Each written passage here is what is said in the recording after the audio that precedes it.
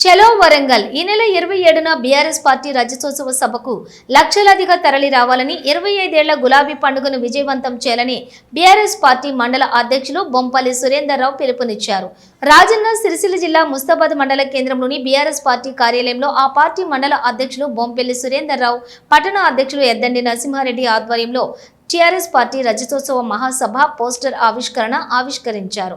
అనంతరం కేంద్ర రాష్ట్ర ప్రభుత్వాల వైఖరి నిరసిస్తూ ఆ పార్టీల పనితీరును దుయ్యబట్టారు. ఈ కార్యక్రమంలో సెస్ డైరెక్టర్ సందుపట్ల అంజిరెడ్డి, మాజీ జెడ్పీ కోఆప్షన్ సర్వర్ పాషా, పట్టణ అధ్యక్షులు ఎద్దండి నరసింహారెడ్డి, ఉపాధ్యక్షులు మాజీ సర్పంచ్ నల్లా నర్సయ్య, మండల యూత్ అధ్యక్షులు శీలం స్వామి, కేటీఆర్ సేన రాష్ట్ర అధ్యక్షులు మెంగని మనోహర్, మాజీ కోఆప్షన్ మెంబర్ అన్వర్, పార్టీ నాయకులు కోడే శ్రీనివాస్, కంచం నరసింహులు, జహంగీర్, వెంకటేష్, వంగూరి దిలీప్ తదితరులు పాల్గొన్నారు. 27న జరిగే ఆవిర్భావ దినోత్సవానికి ప్రతి కార్యకర్త హాజరు కావాలని కోరుచున్నాము. ముఖ్యంగా ప్రతి విలేజ్కి వెహికల్ పెట్టి ఏర్పాటు చేయడం జరుగుతుంది. ప్రతి విలేజ్ నుంచి వెహికల్ పెట్టి ఏర్పాటు చేయడం జరుగుతుంది. ప్రతి గ్రామం నుంచి కార్యకర్తలు సైనికుల్లాగా వచ్చి ఏప్రిల్ 27న వరంగల్లో మహాసభ విజయవంతం చేయాలని కోరుచున్నాము. 25 సంవత్సరాలుగా ప్రతి సంవత్సరం అయితే వరంగల్లో కావచ్చు, హైదరాబాద్లో కావచ్చు, ప్రతి సంవత్సరం మీటింగ్ పెట్టి రజతోత్సవ సభ జరపడం జరుగుతుంది. అట్టి కార్యక్రమానికి అందరూ హాజరు కావాలని కోరుచున్నాం.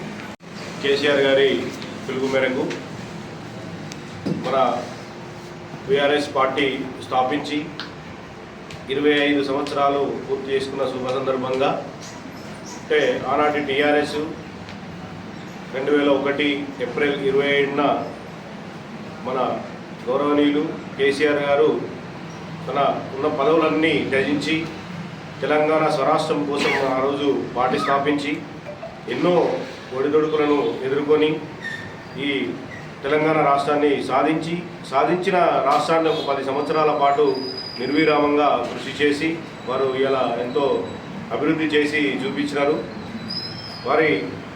ఎందుకంటే వారు చేసిన అభివృద్ధి ఈరోజు ప్రజలు గుర్తు చేస్తూ ఉన్నారు.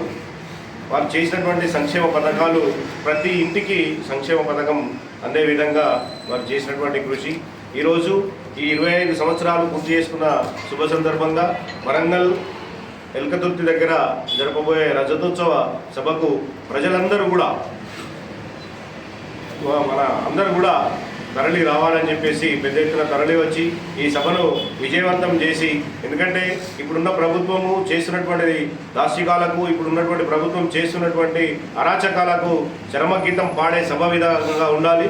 ఎందుకంటే ప్రజల మద్దతు ఉండి ప్రజల మద్దతు నుంచి కేసీఆర్ గారికి మనం బలం ఇచ్చినట్టయితే వారు రాబో రోజులలో మళ్ళీ అభివృద్ధి చేయడానికి ఆస్కారం ఉంటుంది. కాబట్టి అందరూ కూడా స్వచ్ఛందంగా తరలి వచ్చి ఈ సభను విజయవంతం చేయాలని చెప్పేసి బీఆర్ఎస్ కుటుంబ సభ్యులను మరియు అందరినీ కూడా ప్రజలను కూడా కోరుతా ఉన్నాం.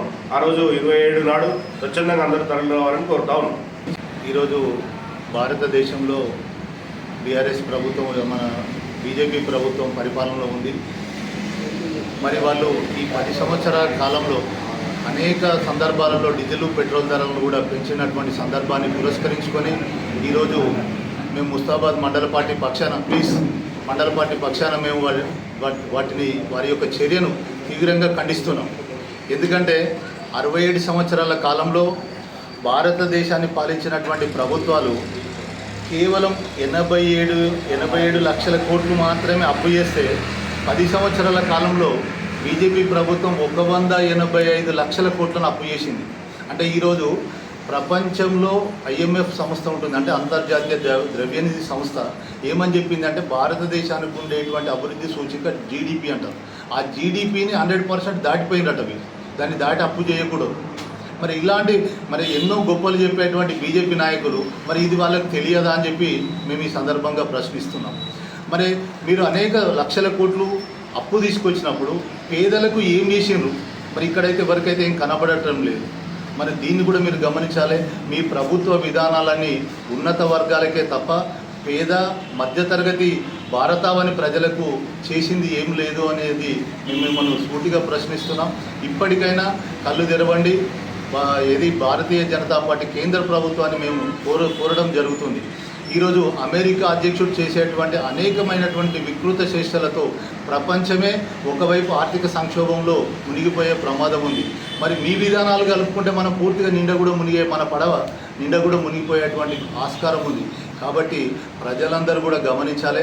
తప్పకుండా బీజేపీ విధానాలు ఏంటి అనేటువంటి సారి కూడా ప్రజలందరూ ఒకసారి మననం చేసుకోవాలి. మనందరం ఏదో తపనలో, ఏదో ఆలోచనలో, ఏదో భ్రమలో వెళ్ళిపోతున్నాం.